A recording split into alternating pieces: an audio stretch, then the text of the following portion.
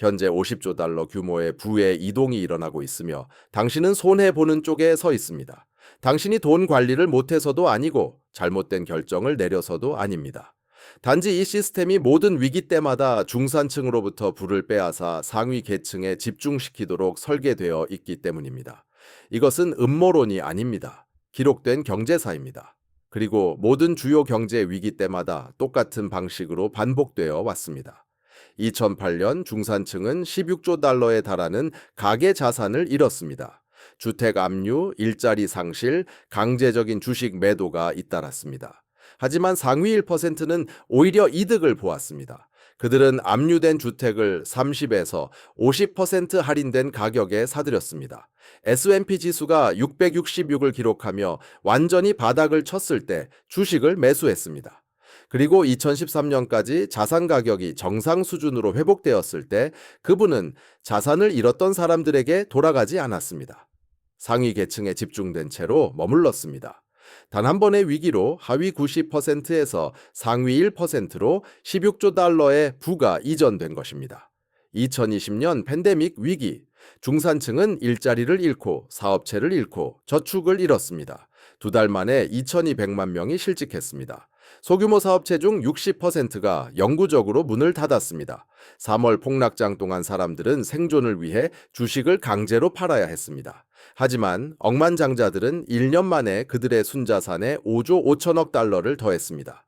제프 베조스는 700억 달러를 벌어들였습니다. 일론 머스크는 1,400억 달러를 벌어들여 현대 역사상 가장 빠른 속도로 부가 집중되었습니다. 그리고 이제 2025년 워렌 버핏은 3,250억 달러라는 역사상 가장 큰 규모의 현금을 보유하고 있습니다. 사모펀드들은 다가올 위기를 대비하여 2조 5천억 달러에 달하는 대기 자금을 마련해 두었습니다. 그들은 단지 위기를 예측하는 것이 아닙니다. 위기로부터 막대한 이익을 얻을 준비를 하고 있습니다. 그리고 중산층, 평범한 미국인들은 역사상 그 어느 때보다 더 많은 빚을 지고 더 위험에 노출되어 있으며 더 취약한 상태입니다. 이 위기가 닥치면 모든 지표가 6개월에서 18개월 안에 올 것이라고 말하듯이 우리는 30조 달러 또는 그 이상의 인류 역사상 가장 큰 규모의 부의 이동을 목격하게 될 것입니다. 그리고 당신은 이것이 우연이 아니라는 것을, 시장의 힘이 아니라는 것을 이해해야 합니다. 이것이 바로 시스템이 작동하는 방식입니다. 제가 그 메커니즘을 보여드리겠습니다. 모든 위기 동안 부가 어떻게 이동하는지 말입니다. 누가 이런 방식으로 설계했으며 왜 당신이 그 표적이 되는지 말입니다.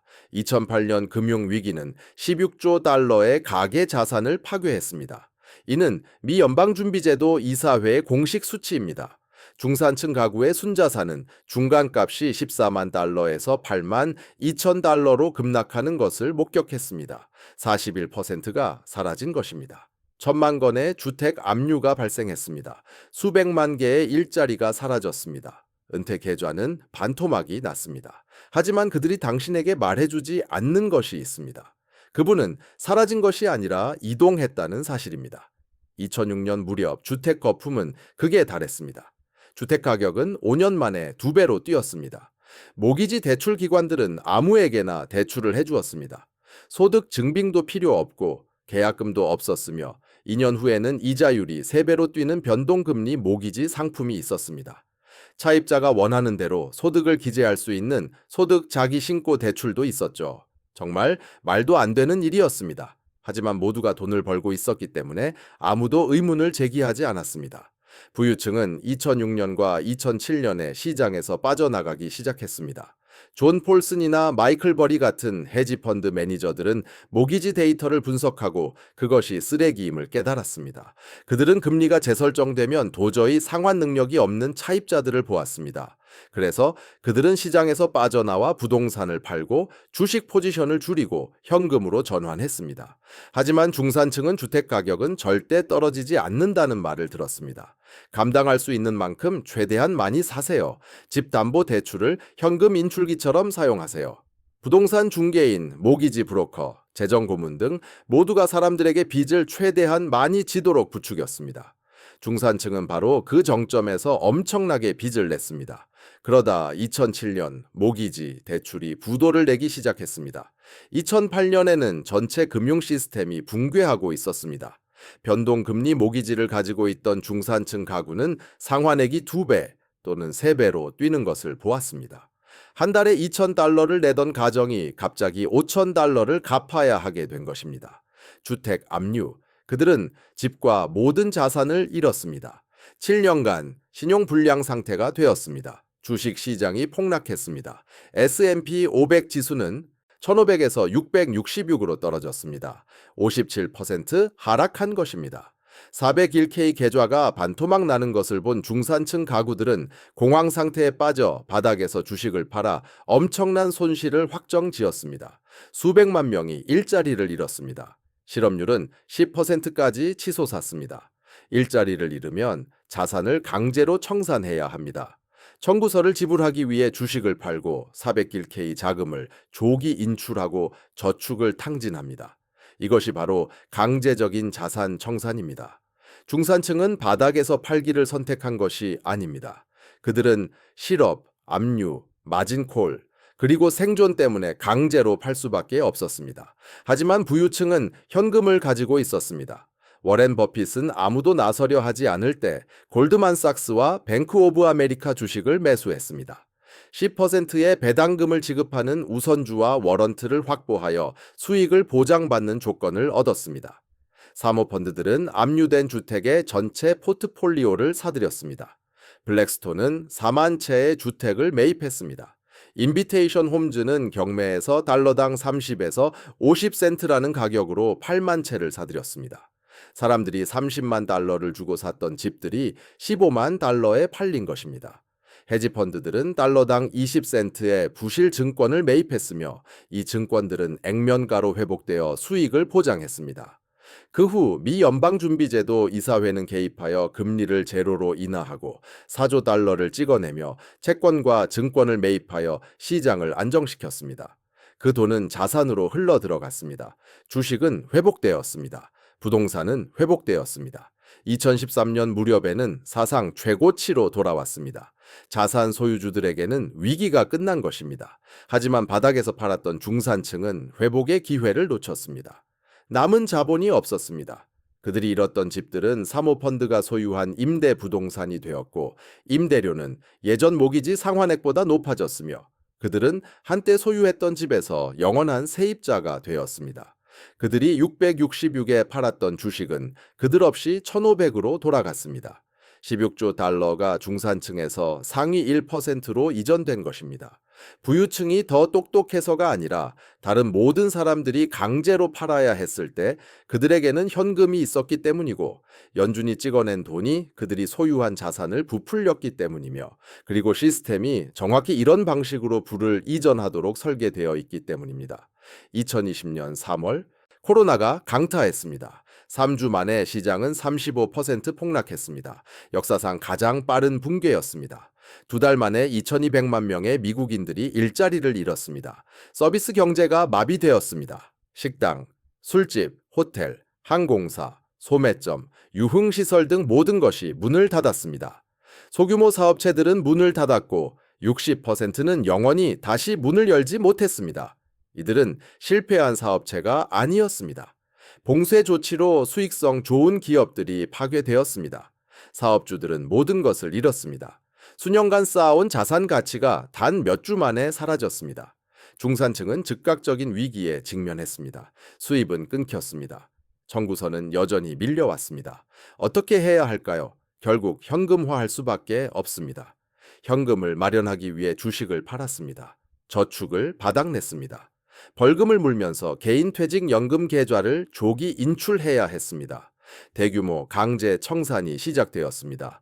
그러나 부유층은 팔지 않고 오히려 사들였습니다. 수십만 명의 목숨을 앗아간 팬데믹 기간 동안 부호들은 2020년에만 5조 5천억 달러를 순자산에 더했습니다.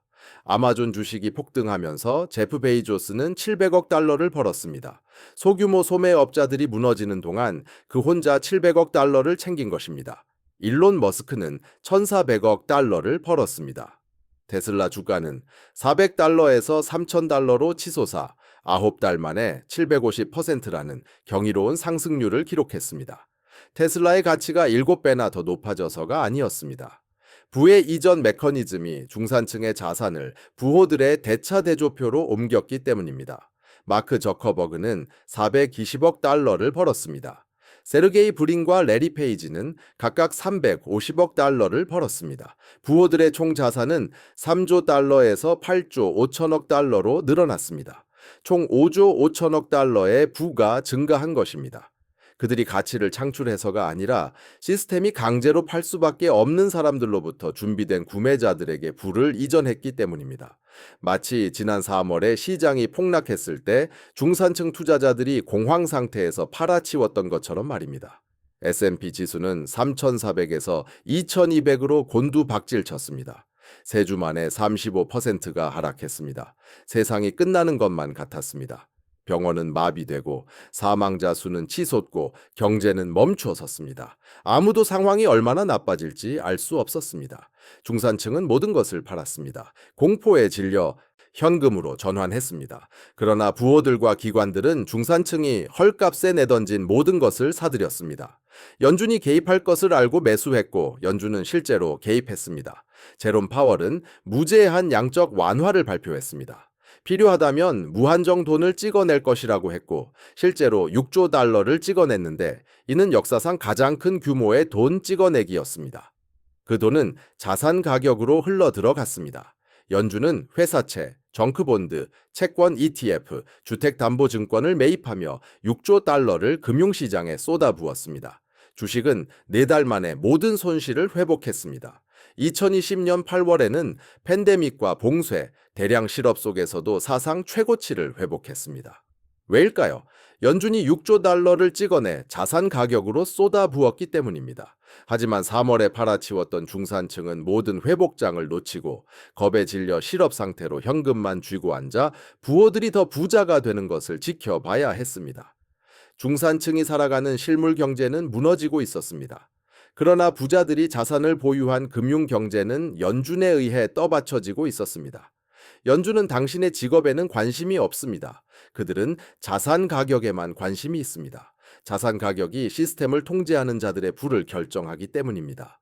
1년 만에 5조 5천억 달러가 이전된 것입니다. 현대사에서 가장 빠른 부의 집중 현상입니다. 2008년과 같은 패턴입니다. 같은 메커니즘이죠. 그리고 이는 시스템적인 문제입니다. 모든 위기는 동일한 5단계를 따릅니다. 이것은 우연이 아닙니다. 이것은 설계된 것입니다. 첫 번째 단계, 거품입니다. 연방준비제도 연준은 쉬운 돈의 환경을 만듭니다. 금리가 하락합니다. 돈을 빌리기 쉬워집니다. 신용대출이 용이해집니다. 이는 자산 가격을 부풀립니다. 주식은 해마다 오릅니다. 부동산도 상승합니다. 모든 사람이 장부상으로는 부자가 된 기분을 느낍니다. 중산층은 지금이 투자할 때라고 듣습니다. 주식을 사세요. 부동산을 사세요. 대출을 최대한 활용하세요. 기회를 놓치지 마세요. 재무상담사들은 모든 자산을 투자하세요 라고 말합니다. 부동산 중개인들은 지금 당장 사세요 라고 부추깁니다. 언론은 사람들이 부자가 되는 이야기도 보도합니다. 모두가 낙관적입니다. 중산층은 최대 대출을 받아 최고의 주식과 주택을 매수하며 모든 것을 걸고 모든 자산을 투자하고 많은 이들이 레버리지를 일으켜 정점에 올라탑니다. 그 사이에 부유층은 빠져나갑니다. 그들은 가치평가가 극단적이라는 것을 압니다. 주가수익 비율 PER은 사상 최고치입니다. 도처에 레버리지가 만연합니다. 모든 거품은 결국 터진다는 것을 알기에 12에서 18달에 걸쳐 체계적으로 매도합니다. 워런 버핏은 현금을 쌓아두고 1,000억 달러 이상의 주식을 팔았습니다. 기업 내부자들은 사상 최고 수준으로 매도합니다. 사모펀드는 이익을 확정합니다. 자금을 모으지만 투자하지 않습니다. 현금을 들고 기다립니다. 중산층이 매수할 때 현명한 자금은 빠져나갑니다. 이것이 첫 번째 단계입니다. 중산층은 모든 자산을 투자합니다. 최대 레버리지, 최고 노출 상태입니다. 부유층은 현금으로 전환하고 기다립니다. 두 번째 단계, 긴축입니다. 연준은 금리를 인상합니다. 돈은 비싸집니다. 빚은 감당하기 힘들어집니다. 변동금리 주택담보대출은 더 높은 상환액으로 재조정됩니다. 기업 부채는 더 높은 금리로 재융자됩니다. 자산 가격 상승이 멈춥니다. 환희는 사라집니다. 균열이 나타나기 시작합니다. 그러나 중산층은 위험을 감지하지 못합니다. 그들은 이것이 건전한 조정이라고 듣습니다. 하락장에서 매수하고 모든 자산을 그대로 유지하며 심지어 더 사들이고 물타기를 하며 시스템은 항상 회복되었으니 이번에도 그럴 것이라고 믿습니다. 그러나 부유층은 하락장에서 매수하지 않습니다. 그들은 공매도 포지션을 구축합니다. 풋옵션, VIX 콜옵션, 신용부도 스왑, CDS 등 보험을 사고 프리미엄을 지불하며 이익을 얻을 준비를 합니다. 세 번째 단계가 오면, 즉 세 번째 단계인 폭락이 오면 무언가가 무너지고 은행이 파산하고 회사가 부도가 나며 위기가 터져 나옵니다. 반가소에는 중요하지 않습니다. 시스템은 과도한 레버리지로 취약합니다. 반가쇠가 당겨지면 연쇄 반응이 일어납니다. 시장은 30, 40, 50%씩 폭락합니다. 부동산은 곤두박질칩니다. 신용 경색이 발생합니다. 은행은 대출을 중단합니다. 강제 청산이 시작됩니다. 신용거래 융자 마진 빚가 있는 중산층 가정은 마진콜을 받습니다.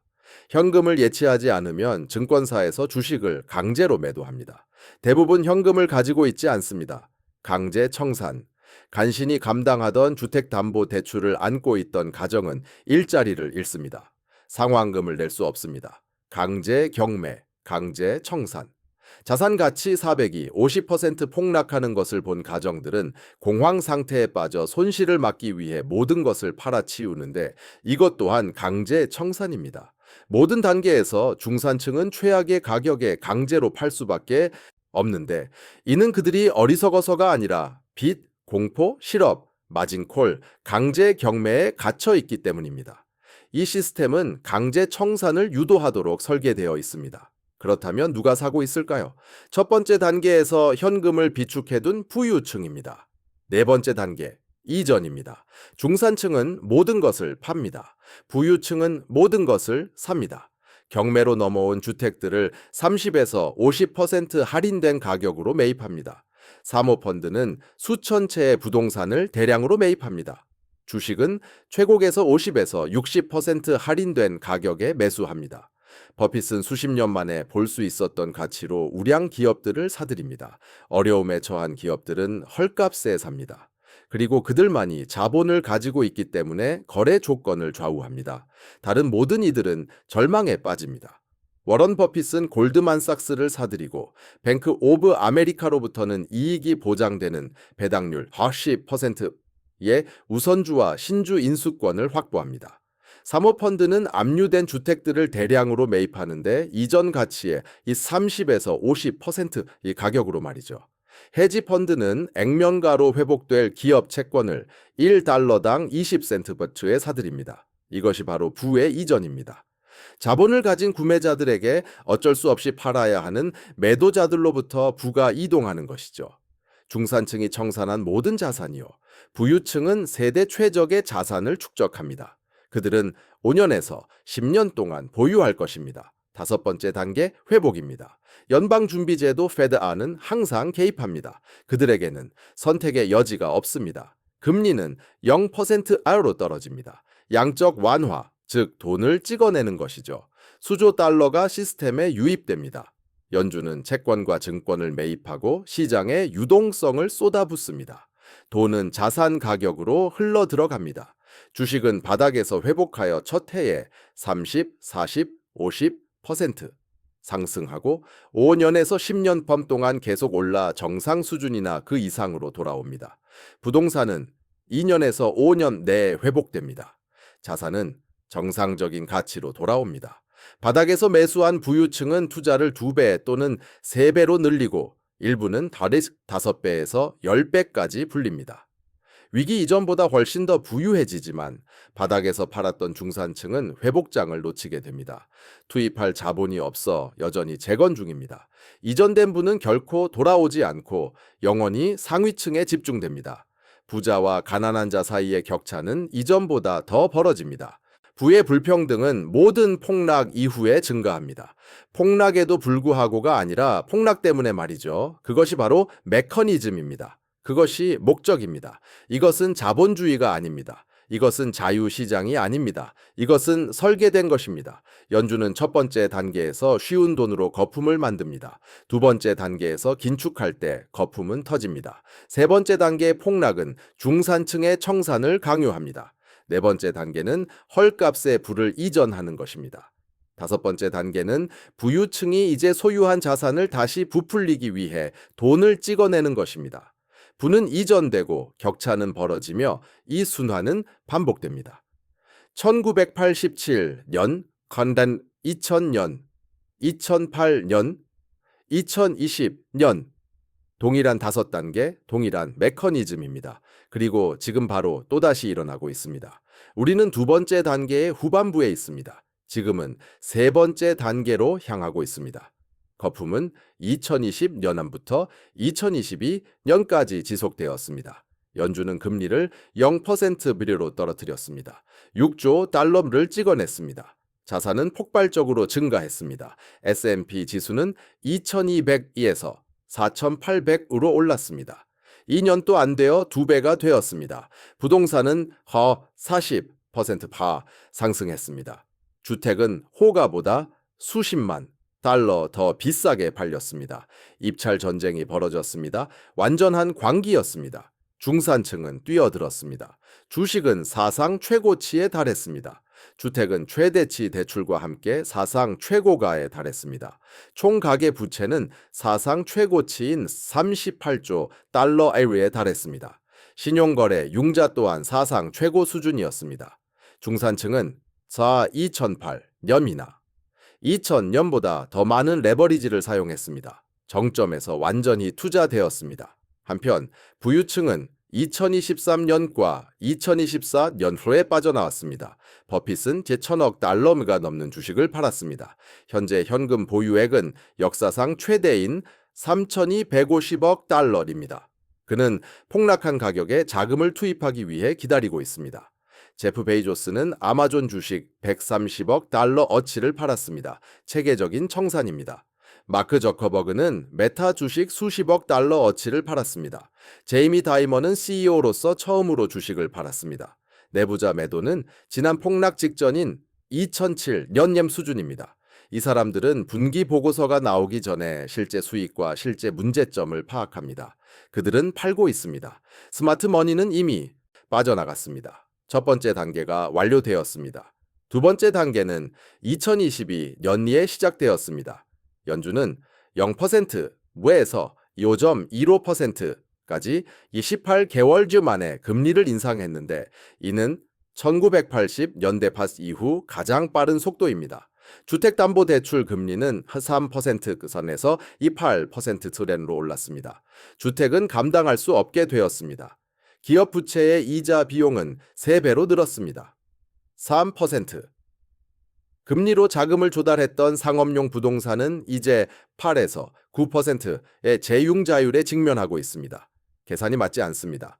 소유주들이 채무 불이행을 선언하고 있습니다.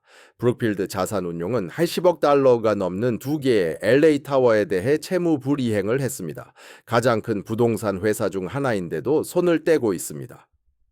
2조 달러미가 넘는 상업용 모기지가 2025년과 2026년 발에 만기가 도래합니다. 40%는 재융자가 불가능합니다. 이는 8천억 달러밀에 달하는 채무 불이행입니다. 지역 은행들이 그 모기지들을 보유하고 있습니다. 지역 은행들은 이미 파산하고 있습니다. 실리콘밸리 은행은 2023년 3월 말에 붕괴했습니다. 역사상 두 번째로 큰 은행 파산입니다. 시그니처 은행도 같은 주에 파산했습니다.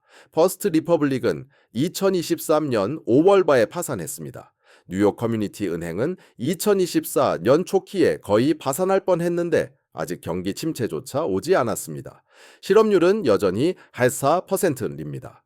경기 침체가 닥치면 수십 개의 지역 은행이 파산하겠지만 중산층은 아직 공황 상태에 빠지지 않았습니다. 그들은 시장이 2024년 내내 일시적이고 완만한 착륙을 할 것이라고 들었습니다. 그들은 괜찮다고 믿습니다. 투자를 유지하고 하락 시 매수하고 있습니다. 2007년 발에 중산층이 했던 것과 똑같습니다. 패턴이 동일합니다. 세 번째 단계는 6개월에서 18개월 내에 올 것입니다. 모든 지표가 그렇게 말합니다.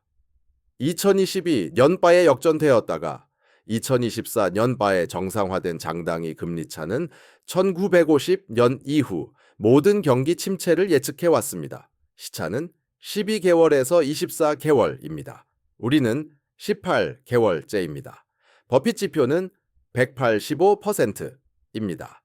그는 120% 이상이면 위험하다고 말했습니다. 우리는 위험 임계점보다 65점막 높습니다. 2025년과 2026년에는 상업용 부동산 채무 불이행이 연이어 발생할 것입니다. 지역 은행들은 연쇄적으로 파산할 것입니다. 실업률은 4%에서 12 내지 15%로 급등할 것입니다. 700만에서 800만 명이 일자리를 잃을 것입니다.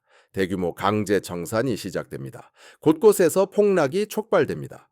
상업용 부동산, 지역은행, 기업 부채 위기, 40조 달러 잡부의 부채를 가진 과도한 레버리지의 소비자들, 지정학적 위험, 무엇이든 촉매가 될 수 있지만 촉매는 중요하지 않습니다. 시스템은 취약합니다.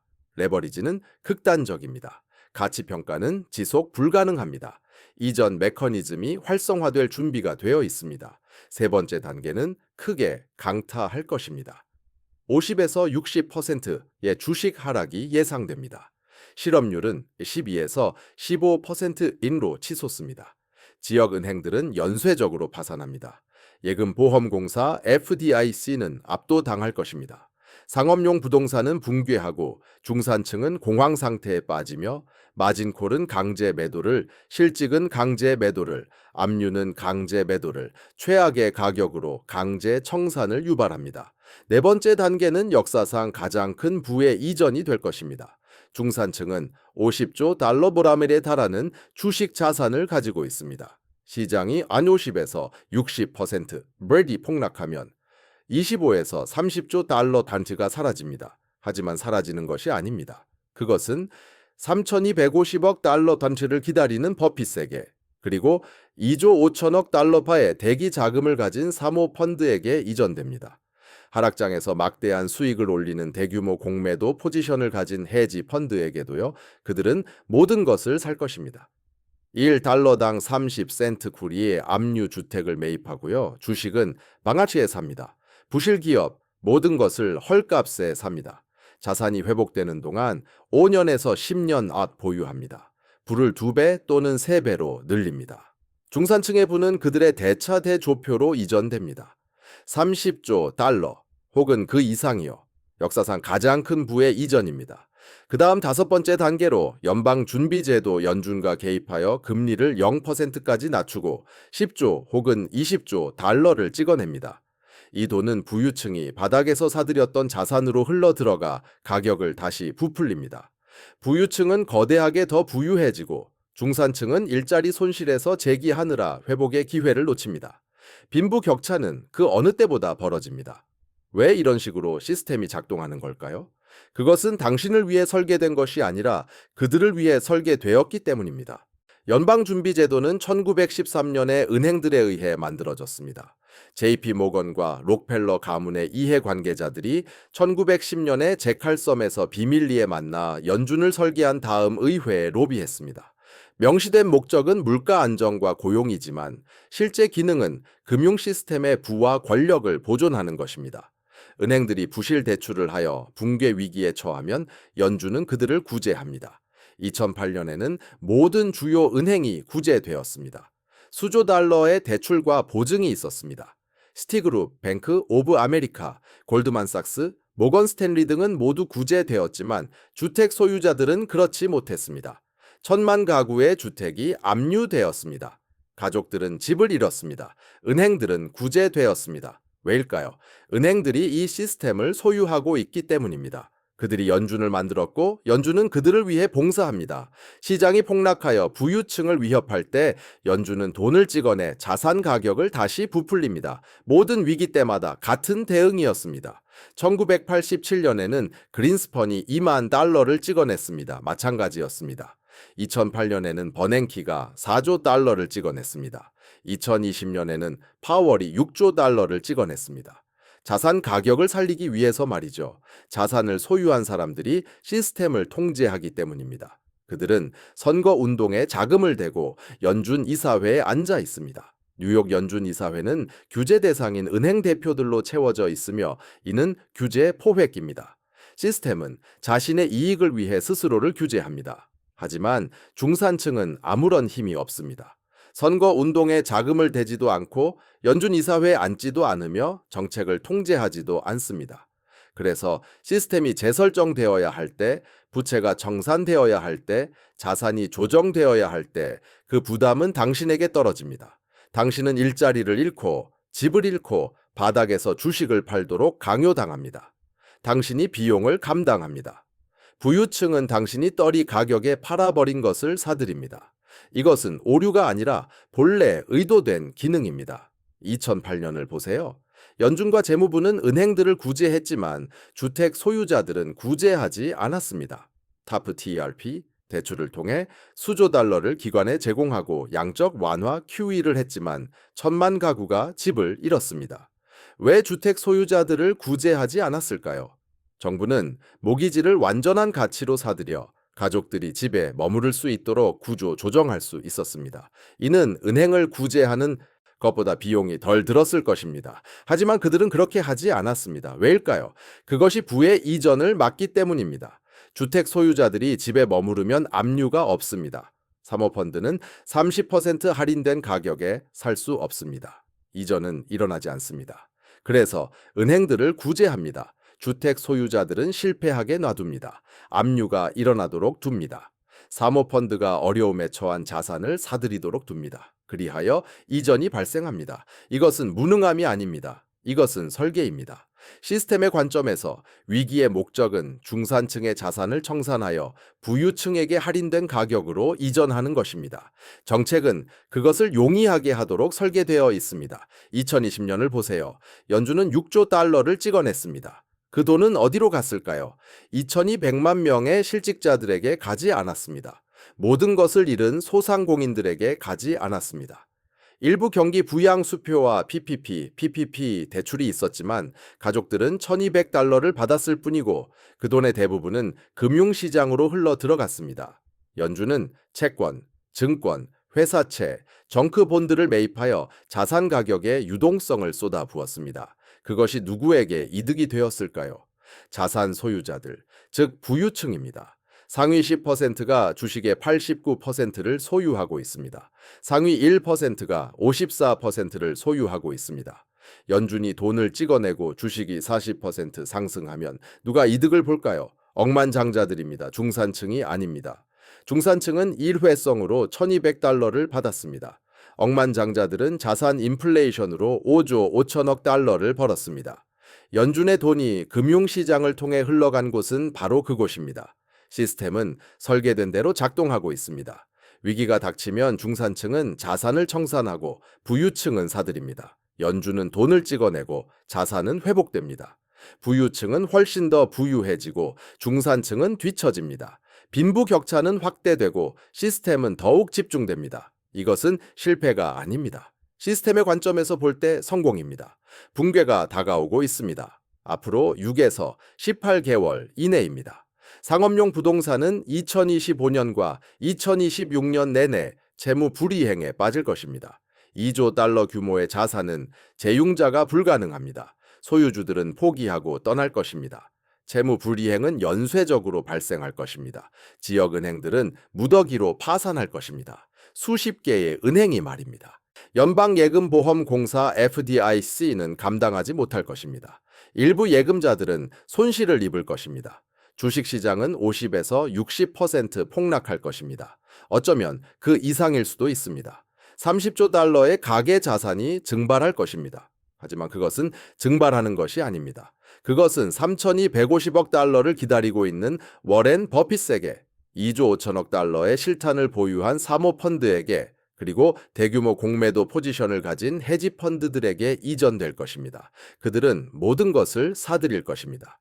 당신의 압류된 집을 1달러당 30센트, 즉 30% 할인된 가격에 말입니다.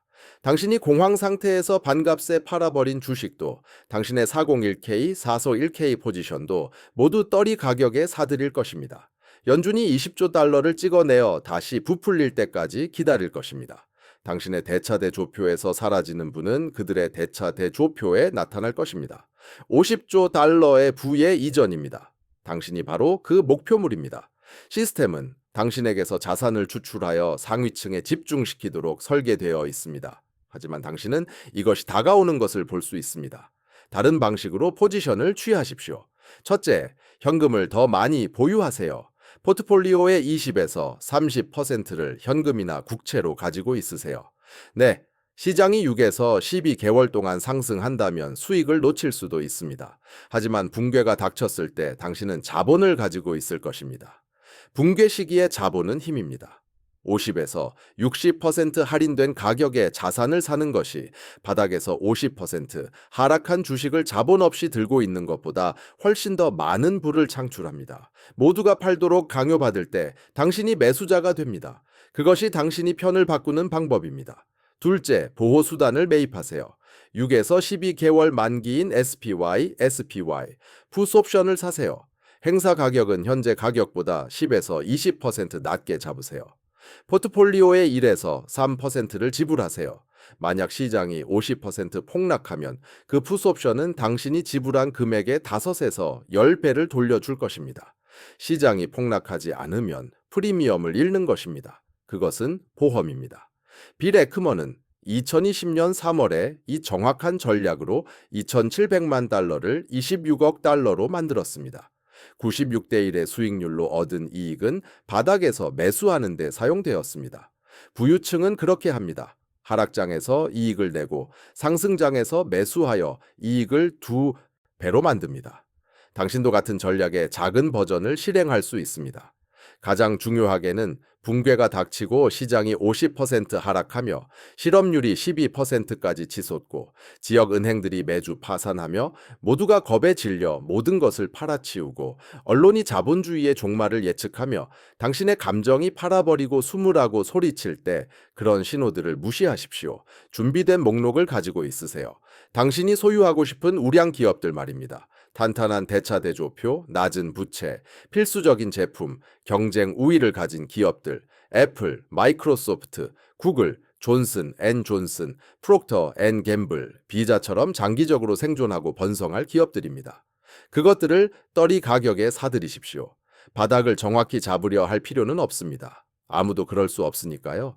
하지만 주가가 50%에서 60%까지 폭락하고 공포가 최고조에 달했을 때 매수를 시작해야 합니다. 몇 주에 걸쳐 그리고 몇 달에 걸쳐 나누어 매수하세요. 그것이 바로 네 번째 단계입니다. 부가 이전되는 시점이죠. 만약 현금을 가지고 있고 대비책이 효과를 보았으며 모든 사람이 공포에 질려 팔아 치울 때 매수할 심리적 강인함을 갖추고 있다면 당신은 부의 이전에서 반대편에 서게 됩니다. 강제로 팔아야 하는 매도자가 아닌 매수자가 되는 거죠. 그것만이 표적이 되는 것을 피할 수 있는 유일한 길입니다. 패턴은 명확합니다. 메커니즘은 이미 기록되어 있습니다. 1929년, 1987년, 2000년, 2008년, 2020년의 모든 주요 폭락장에서 일어났던 일이죠. 이 동일한 5단계, 동일한 메커니즘이 지금 이 순간에도 다시 일어나고 있습니다. 2025년에는 부자들이 3,250억 달러 규모의 버핏 현금, 2조 5천억 달러 규모의 사모펀드 드라이 파우더를 통해 시장에서 빠져나갔고 사상 최고의 내부자 매도가 있었습니다.